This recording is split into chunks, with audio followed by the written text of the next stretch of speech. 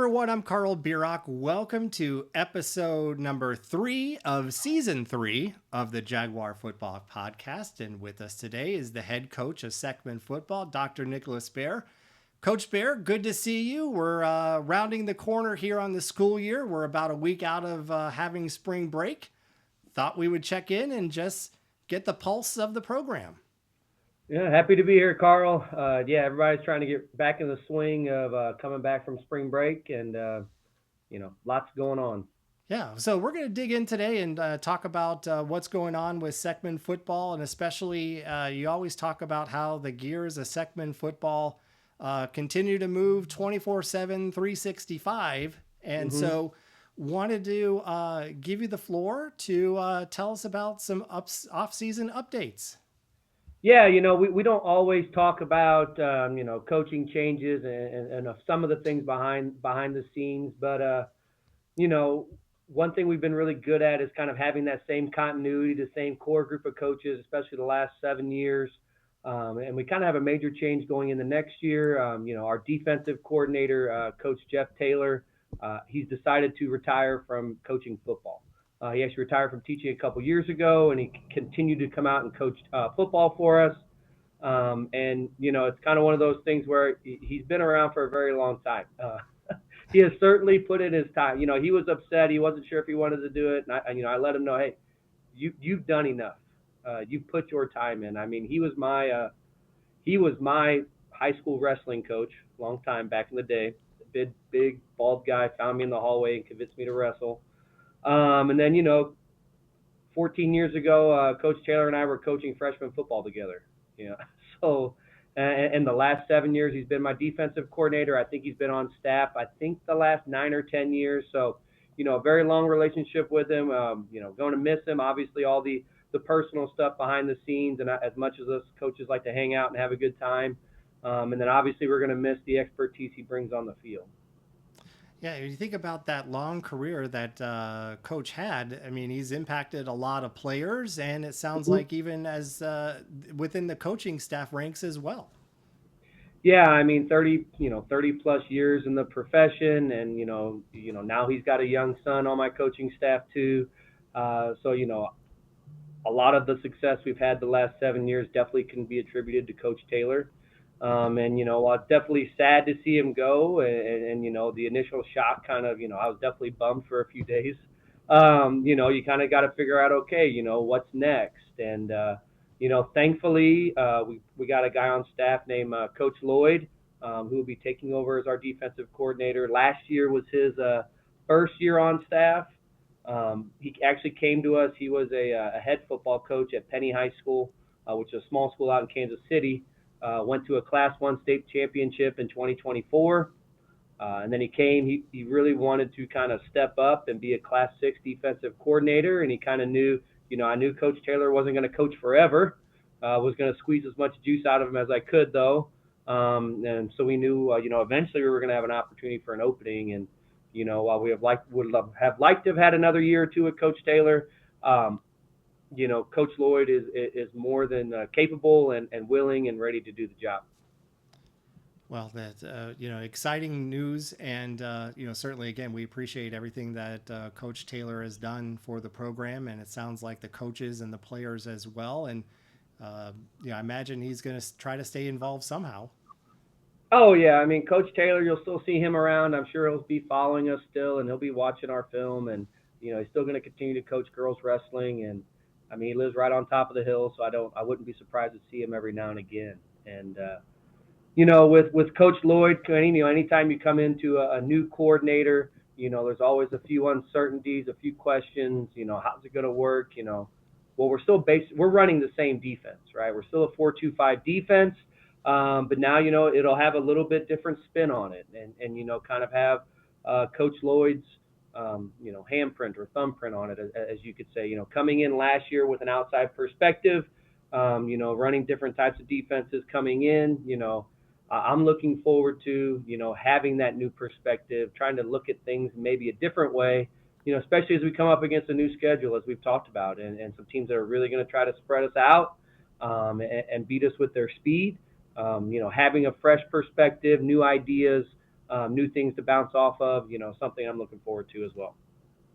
Well, Coach, we appreciate you sharing the news, and congratulations to Coach Taylor on a great football coaching career. Just amazing the longevity that he's had, and again, just all the players that he had an impact on is very Mm-hmm. impressive. And so we hope to see him on the sidelines come this fall, and uh, the program was better with him in it for sure.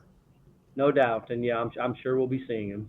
Okay. And so, Coach, in your weekly emails, you always have these great facts and figures that you share. And I think now you shared it with us on the podcast. We get a little behind the scenes peek at some of the records of Seckman football. And just thumbing through these, there's some really interesting stats that stick out. And so the first one that we're looking at here would be rushing yards. And you see the all-time leader, Cole Rubel, a very familiar name here at the program with 6,800 yards. And then you have the next person, Tyler, with 3,274. So we all know what Cole did, but Mm-hmm. tell us about some of these other names that you see on the list here. Yeah, I've been around the program, as a freshman football player way back in, 2003. And, was really only a short window, those 4 years in college where I wasn't connected to the program. So, I've known probably at least 80 to 85% of the players that have ever played Seckman football. I've at least had some sort of connection or relationship with. And when I took over 7 years ago, Coach Doug Baker, previously before me, had kind of compiled all of these numbers and these archives. I guess it's all in a Google Excel sheet. Well, I kind of adopted that once he left, and I'm continuing to add on and find different things, as stats, because we're to a point now where we're over 25 plus years into this thing. We're not a new school, we're not a new program. We have history.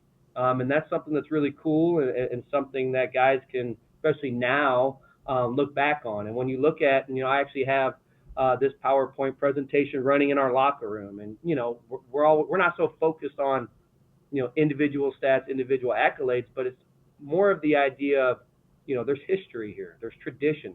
There are guys that were here that did this before me, and they did these things this way, and it worked out well for them. So hopefully the idea is that we have our players look up at the board, see some names, and say, hey, that's a goal I want to achieve. And yeah, looking at some of our rushing records that you got there, Carl. I also have it pulled up on my screen to my left here, if you guys are wondering where my eyes are going. Single season, you got a guy like Cole Rubel.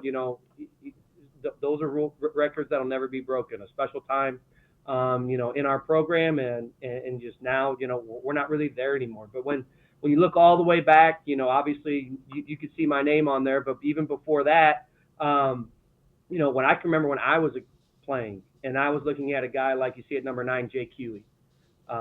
His name probably hasn't been uttered around the program for about 15, 20 years, right? But I can remember, especially being a freshman, watching him play as a senior, and then that was that first year we had a lot of success, and one of the first 1,000-yard rushers. You could see him down there, single season, with 10 on number 10 with over 1,000. One of our first 1,000-yard rushers, and I can remember saying, hey, that's something I want to do. So, Jake Huey, great running back. And then obviously you see a lot of guys from the past years here, and Brady Ambrose, Tommy Gabar, setting records and having great seasons. And it's just fun to have this all compiled in one spot for sure. Yeah, I mean, it's impressive that these numbers exist. And again, when the grand scheme of things, compared to some of the other schools, like either in the district, or you think about the county or just South County area, we're one of the youngest as far as the program we goes. still are. Yeah. I mean, on our schedule this year, we'll probably play, the newest school in our area in North Point. But, when you count back to the rest of the suburban conference, we would still be considered like the baby, kind of like the United States is to the rest of the world, right? Yeah. So, one guy I do want to highlight on here, you do see him up there, obviously you see Cole Rubel 6,800, and then you look down at Tyler Fisher's 3,274. Notice the gap between them two and everybody else. Tyler was a running back here for 2 years, just got elected to the Seckman High School Hall of Fame this past year. So the first football representative. He's also in there for track because he set a bunch of records for track. But pretty cool to finally have, a football player in the Seckman Hall of Fame. Yeah, for sure, for sure. And so that's a look at the rushing yards. And then we're talking now about single game touchdowns. And you see a lot of familiar faces in here. But, again, just eyeballing it, a lot of these are, I'd say, recent, in the last few years. Yeah, a lot of these, come from the last couple years. We didn't have any this year. We just had no need for anybody, as we've talked about how much we've been trying to spread the ball out. You know, you had to score 4 more touchdowns in a game, to make this list. Obviously, that's something Cole did a number of times. You go all the way to the top there. Number one game of all time is 7 touchdowns against SLU. Tyler Fisher, he had 7 in one game against Windsor. I think we actually, and don't quote me, but I'm pretty positive we lost that game. After Tyler scored 7 touchdowns. I can actually remember coming back and watching Blake Pepper, and it almost seems like a dream saying it now, but, scored 5 touchdowns against our arch nemesis in Jackson. Fantastic game there by him. And then obviously, a couple years ago, Tommy Gabar, very impressive with what he was able to do. And, in 2018, Seth Lounsbury, 4 touchdowns in one game against Oakville. That kind of set us on this path of 9 straight wins against Oakville. And that was that first game that we had won to kind of break the streak. We had never beaten them up to that point. And he scored 4 touchdowns in that game. So, really, really neat to see these numbers. You got a guy like Andrew Krause up there too. He actually went on to play football at Missouri Baptist. He's only one of 7 guys that have actually completed 4 years of college football. We got his picture up in the weight room, and I actually just saw him on Saturday out at flag football. He's absolutely jacked. So big dude. No, that's cool. I mean, we talked about this on the podcast a number of times. It's hard to get a touchdown. I mean, these are quality opponents, and then you see these records. It's just impressive on how much these student athletes accomplished in the time they were at Seckman. Well, yeah, and I mean, it just even really highlights, obviously what Cole was able to do, and then that's why he's a Division I running back. And reading up on SEMO football today, they got their spring practices going on. They just had their first spring scrimmage. Cole is only one of 2 returning players that made all conference last year for SEMO. So obviously, they're looking for him to be one of their top dudes this year, and that's what it takes to really play at that level. Yeah, so we go just to overall touchdowns, and again, some very familiar names, and the record books. Again, impressive. Some of these go back to obviously your playing days, about 20 years ago, if my math is correct here. Yeah, we're getting up there. Yeah, but no, it's just impressive. The amount of touchdowns, and you gave that example like the Windsor game. We scored 7, but we think we lost. And Right. If you would have told me, hey, we're going to put up 7 touchdowns and come out on the other end, Oh yeah, and a lot of similar names here, because obviously when you put the ball on the ground, you're going to score a little bit more. But one one name I want to kind of highlight on this list, all-time list, Alec Furbett. 15 touchdowns as a tight end. All of those were receiving, and we know how tough that can be. Obviously, Alec is another guy who, one of the 7 guys that went on to play football at Missouri Western, and actually completed all 4 years there. He's a next level Jaguar. So, he was a great football player, a good talent. One of my favorite players on this list, you'll see him on the single season side. Maybe while things were going on, obviously 2021, we know we had a guy, we've said his name a few times, but Ty Kitchen, one of the best football players I've ever coached, and shifty little wingbacks, and to cross the end zone 13 times in one season, that was awesome.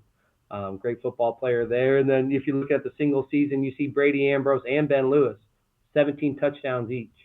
If you kind of go back to that 2024 team, Brady Ambrose might have been considered, kind of the bigger star, but then Ben Lewis probably scored the quietest 17 touchdowns of anybody, Joe was, your son was in that class, probably the quietest 17 touchdowns of anybody.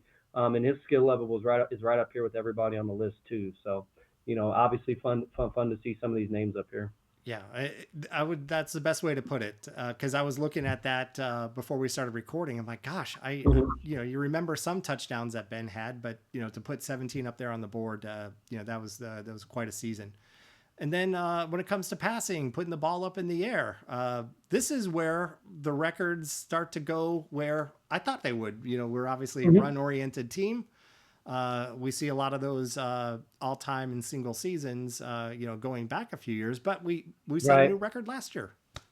Yeah, obviously, it's been a minute since we've, put added anything. We didn't have as many rushing records, touchdown records on the 2025 team, but what we were able to accomplish this year um, is obviously putting the ball in the air a little bit more than we had. And Brody Kuby, he's been playing quarterback for, he was out there freshman year. I think he had 3 or 4 touchdown passes his freshman year. Um, you know, Built on that these last couple seasons, and you can see he's already, before we walk out there next year, our all-time leader. And I can tell you that that's a number that he wants to continue to build on, and he's not satisfied with. And you kind of crawl your way down the list. You see my brother John Bear down there. He was quarterback for 2 years. Just for a very long time, it's tough to put the ball in the air. And we've talked about how many things have to go right. First we got to block it, right? First, then we got to run the route, okay, and we got to be able to create space. Then the quarterback has to deliver a ball on time. Then the receiver has to catch it, and then there's just so many things that go into running a successful pass play. And we're not really known for the air raid around here, and some very good football players here though.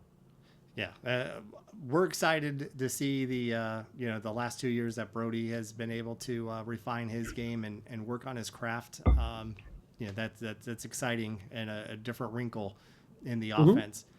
Then when it comes down to single game rushing yards, again, familiar names on there, but yeah, wanted to get your thoughts on some of these others that just put up monster numbers. You think about rushing, and it's 400 Right. yards, 355, Yeah, that 246. 400-yard game, that was in 2020, Park Hill Central. At the time they were Class 3, we were Class 5, and that was kind of, the world was losing its mind at that point. And we go down to the Farmington area, Park Hills area down there, and COVID wasn't happening down there. And it was kind of like just this weird, surreal thing where we're living up here, everybody's in masks, we can't do this. We go down there, and it's open season, and it was just a fun night. And when I look at that game, that was really kind of that first big win, that kind of put us on this trajectory that we're on now. It took it all the way down to the end, and it was one of those things where we were calling literally the same play. I know a lot of times they say, well, it's not the same play. It all looks a little different. We were legitimately calling the same play, and it was, hey, stop it. And we had guys like Tanner Barker at wide receiver just blocking on the edge all night long, setting the edge.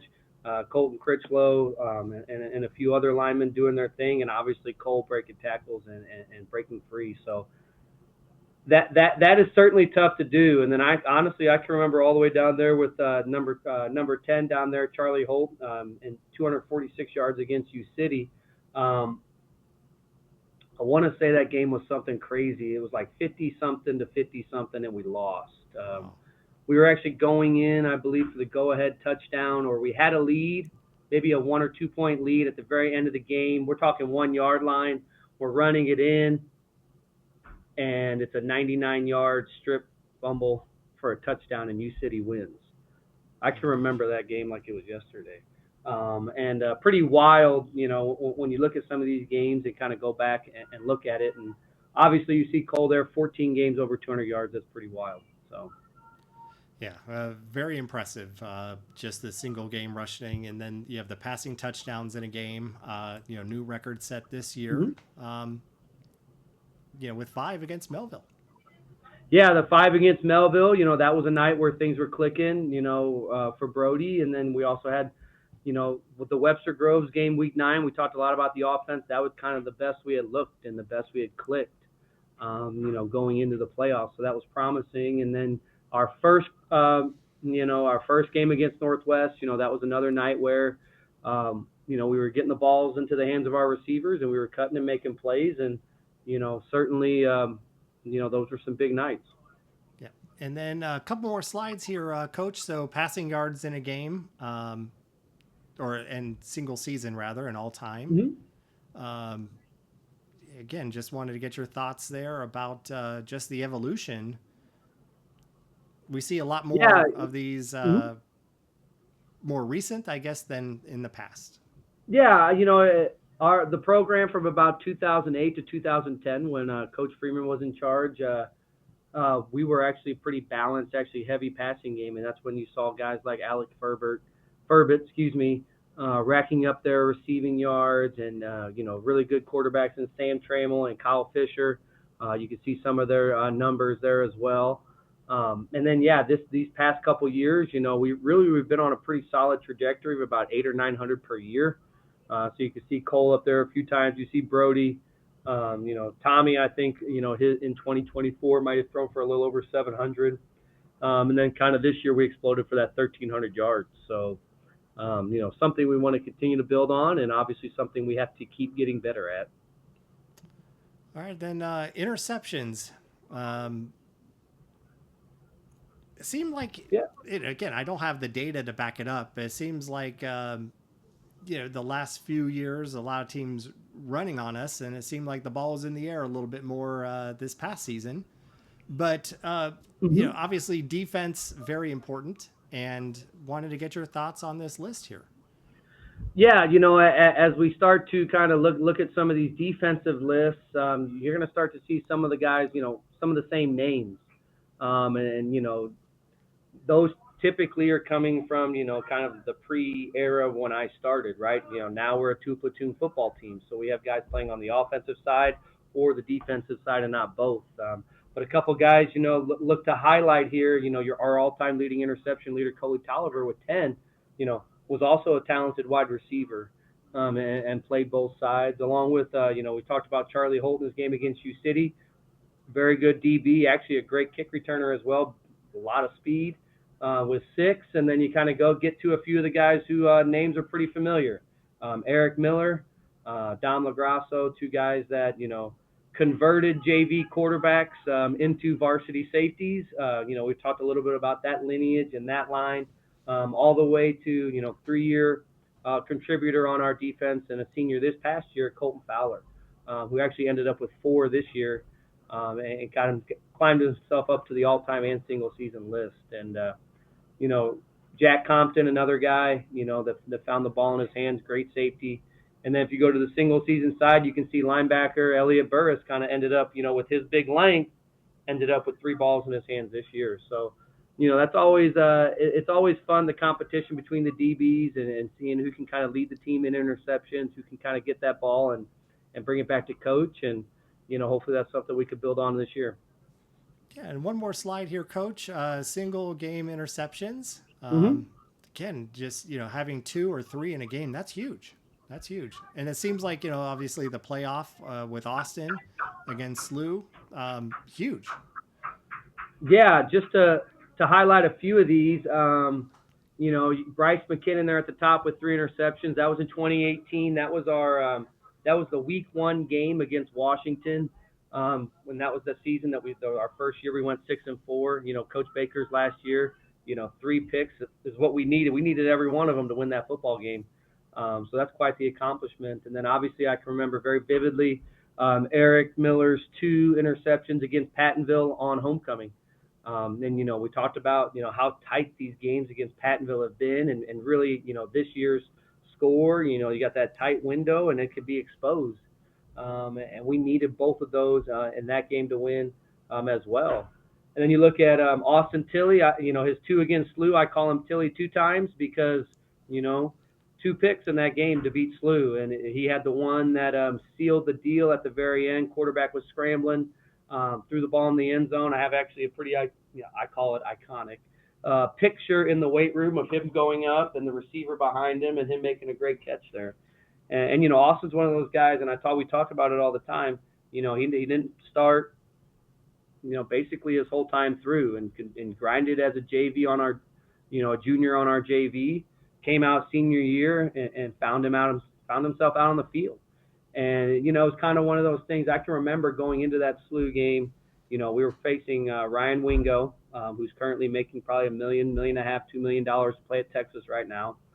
And, SLU had him playing on both sides of the ball, and there was some talk that week, hey, maybe we should take our D1 guy and put him on both sides of the ball.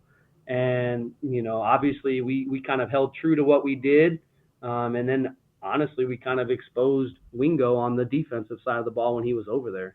And Tilly would have been the first guy off the field if we would have went the same way SLU did. So to know we were able to develop a guy, we were able to keep him out there, and he was able to make 2 game-changing plays, that kind of really speaks, to who we are and what we do. And oh, by the way, the guy that, people were talking about wanting to put on defense ran for 300 yards and scored 7 touchdowns. So I'm not sure how much energy he would have had left to play defense. So, that's always a fun one for me to look back on, as well as Luke Salzman, 2019 versus Oakville. That was when we won 2 games that year, and this was one of them. And kind of that last war horse effort of a guy who played both sides of the ball, 150 plus rushing yards. I remember he actually had like a 75-yard run on a counter for a touchdown, and then came up with 2 big picks in that game. So, definitely some fun memories looking back at these for sure. Yeah, and we have more. This is just a little preview. We'll have more in future podcasts to go through more of these records. But Coach, we appreciate you sharing your thoughts and the background behind these numbers, because before our athletes have a chance to make an impact on a Friday night, they have an option to get some additional practice in. That's non-contact. That question did come up. Someone emailed us on or sent us a message on our Facebook page. This isn't contact, but we have a youth football camp coming up and registration is open.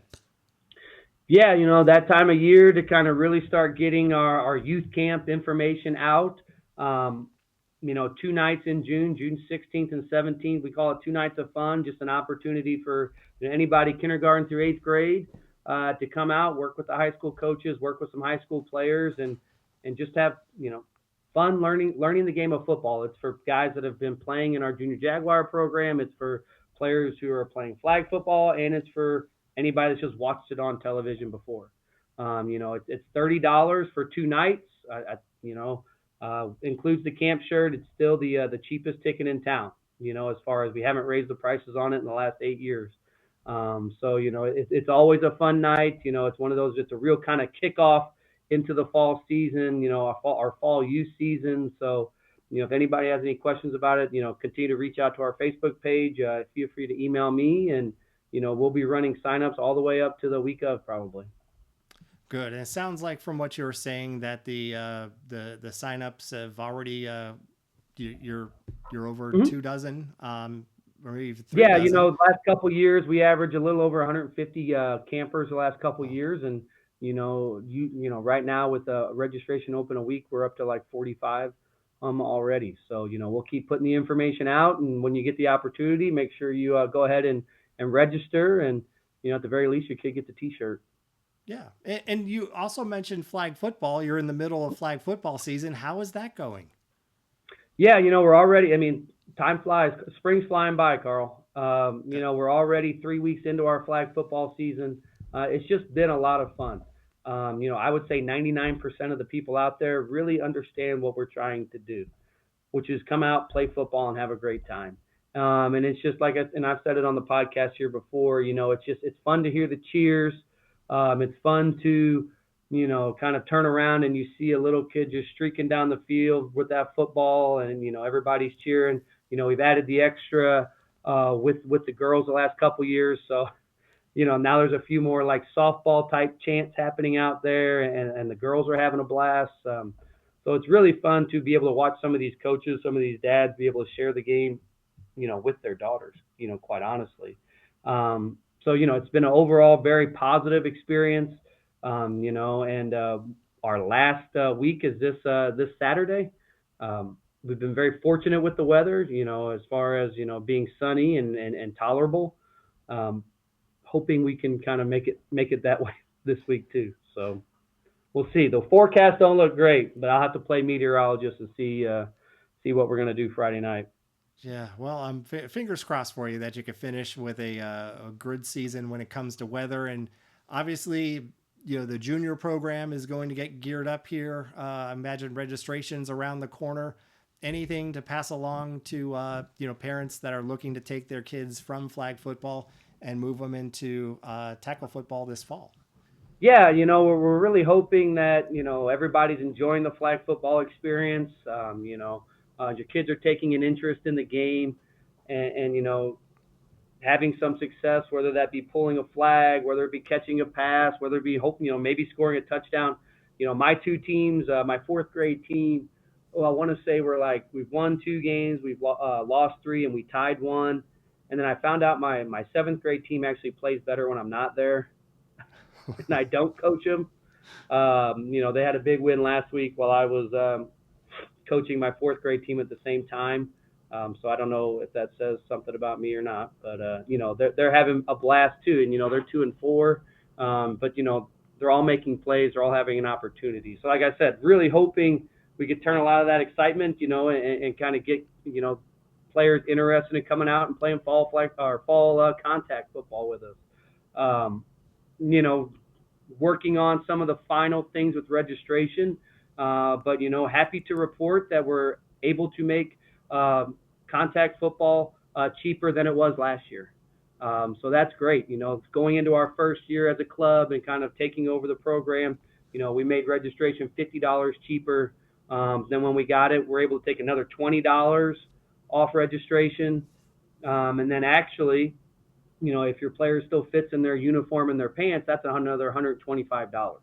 So in 2 years, we've been able to take $195 off the cost of playing football, for some people. So, really looking forward to kind of getting that going. And, the wheels to that are really starting to turn, as we talked about coaching changes with, the high school. We got some coaching changes coming at our youth level. We're looking for a new 8th grade coach. That's just a very important year, a year where, a lot of parents start feeling pretty comfortable with how their kids have developed and ready to get them out on the field. And, number one for me, 8th grade football, I need to see players on the field. I want everybody to get experience, and I want them to be excited about coming out playing freshman year. And then we're also looking for, a new 3rd grade coach, somebody to start with this 3rd grade group, and take them all the way through 8th grade and then watch them play in high school. So, basically whoever the 3rd grade coach is, I'm going to have a relationship with this guy for, like the next 11 years. So, it's obviously a very important decision. And when you're looking at, okay, hey, would this guy be a better head coach or would he, be a better assistant coach?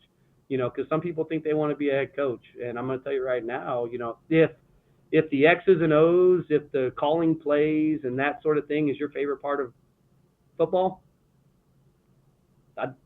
you probably don't want to be the head coach. But if you really enjoy establishing those relationships, kind of building a whole picture and then equipping everybody beneath you to get a job done, and watching kids develop for the next 6 years and taking a true, care in that, then you're probably more suited to be a head football coach. And it's kind of funny. I was having a conversation today with my athletic director and a couple football boys happened to be standing right there, and they heard me. And we were talking about grass and different types of grass and what we got to plant on the field and how we need to aerate it, and we got to put this seed in over this seed, and we got to fertilize it, we got to do this, that, and the other. And one of the players looked at me, he's like, well, I didn't know you had to care about the grass. I said, the difference between being an assistant coach and a head coach, the assistant coach, all they have to do is go out there and complain that the grass isn't cut or complain that the lines aren't painted. All right. If you're the head coach, you have to care about the grass. You have to go out there and figure out what grass we're planting, what fertilizer we're doing, who's cutting it. How are we going to get it aerated? And then, at the end of the day, if you can't find anybody to pay to do it, you're going to find yourself out there hooked up to the aerator going up and down the field a few times. And, that's kind of really, when you look at it, the difference between being an assistant coach and a head coach. in that sort of respect. So, it's a very important decision and not one that we take lightly. And I'm kind of excited to kind of be able to have my hands on the decision really for the first time. And real quick, coach, if someone is interested in stepping up and being a coach on the eighth grade team or the third grade, how do they get in touch with you? What's the best way to do it? Yeah, they could contact our youth league coordinator, Steve Woods. He's now listed on our website, and then we'll try to get them hooked up. We'll actually have some questions on our registration when that comes out in the next week or so. And we're, like I said, we're always looking for volunteers, ready and willing, and we appreciate all the work that all of our coaches do. I mean, we've talked about it before. These guys have real jobs. They're working all day long, and then they got to go out to a field and try to corral these 9, 10, 11, 12-year-olds and make them into a football team. So, certainly appreciate all of our coaches and just the responsibilities that they take on. Yeah, certainly. Again, much like how you're talking about, the coaches at the high school make an impact. Certainly, those youth coaches, they set the foundation and set the tone. Yeah, And some of the honestly, biggest it's sometimes, inspirations. Carl, I would say larger impact. They have them, a coach at the high school might, if you coach them freshman year, you get them 1 year. If you coach them for JV, you only get them 1 year, right? Maybe a varsity coach coaches a player for 2 years. So oftentimes you're looking at 1 to 2 to 3 year windows. A youth coach could coach a player for 5, 3, 4, 5, 6. Sometimes if they start in second grade, 7 years. Those are kind of really their as they're growing up, those years that they remember a lot of, and kind of where their foundation is established. So it's very important when we're trying to find these guys that they believe in the things that we believe in at the high school, and they want to do the things that we're trying to implement our philosophies, and hopefully they like me too and have positive things to say because that kind of defeats the purpose. So they have a huge impact. I mean, it's wild. I can still remember, my eighth grade football coach, Leroy Ham. I see him out the field. His grandson plays on our seventh grade team now. So that connection's always there. For sure. I mean, it's like, you think about kids that will start in a sport and then maybe drop out for one reason or another. And even in like the corporate world, it's like people don't leave jobs because of the jobs. They leave maybe because Mm-hmm. of their boss. And in this case, having those influences at an early age to keep them motivated and encouraged to fully develop their career in their sport. Yep, Yeah. no doubt. So appreciate you sharing that. And again, check out our page for more information. And of course, when registration comes around, you'll be able to put that volunteer information in.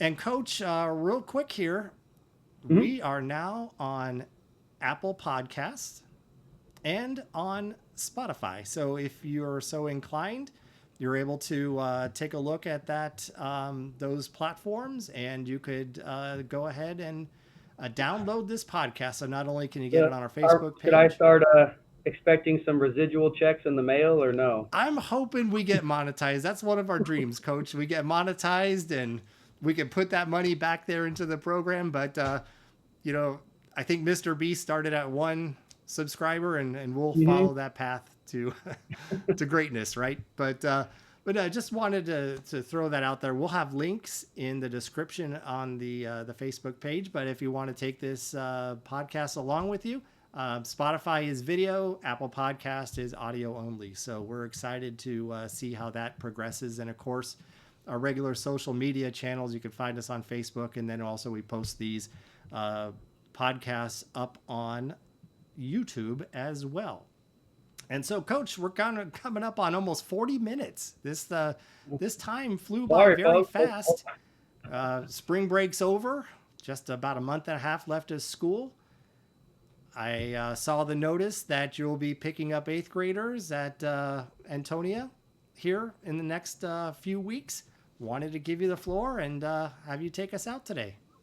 Yeah, emails going out this week about our parent meeting, April 20. I'm not going to say the date because I don't remember exactly, but it's in third week in April, and then the fourth week of April we start up with our eighth graders, or excuse me, our incoming freshmen, and the days are starting to tick away, but there's still time to continue to prepare for and get our bodies ready for next season. And, really looking forward to, even I know the incoming freshmen always get a little nervous, to really start lifting in the weight room. Well, quite honestly, I get a little nervous too. Starting with a new group, building new connections. Obviously I know these guys. I've watched them work. I've watched them kind of come up. But, first real opportunity to establish relationships, daily working relationships with these guys, and getting them on the same page and having them believe in our standard and our process and how to go about our business. I'm excited, and at the same time a little nervous to get started, and really really excited about this group. And I know I say that a lot, but I mean it. We had a really solid eighth grade team. A lot of these players have been together, since they were in fourth grade. Coach Mike and Amy Uzel have followed these guys, since I've been here. They've had the same head coach. They set a very high standard for their players, and they've done a fantastic job. We talk about earlier the responsibility. I appreciate all the work that Mike and Amy have put into this group, and handing them off to me, and let's see if we can get it done. Looking forward to it, and looking forward to learning more about the transitioning freshman class from last year into the JV ranks, and what you have in store for varsity this year. So, I mean, there's going to be a ton to cover, and that time always seems to go by so quickly. So, Coach, really appreciate you carving out this afternoon to talk to us, and we will certainly see you at the parent meeting. April 26th sticks in my mind, but don't hold me to that date. I believe it's... Yeah, there'll be more emails. Yeah, so we'll catch everyone there. But Coach, thank you so much for your time, and always a pleasure to talk to you. Yep, sounds good. All right, bye-bye. Bye.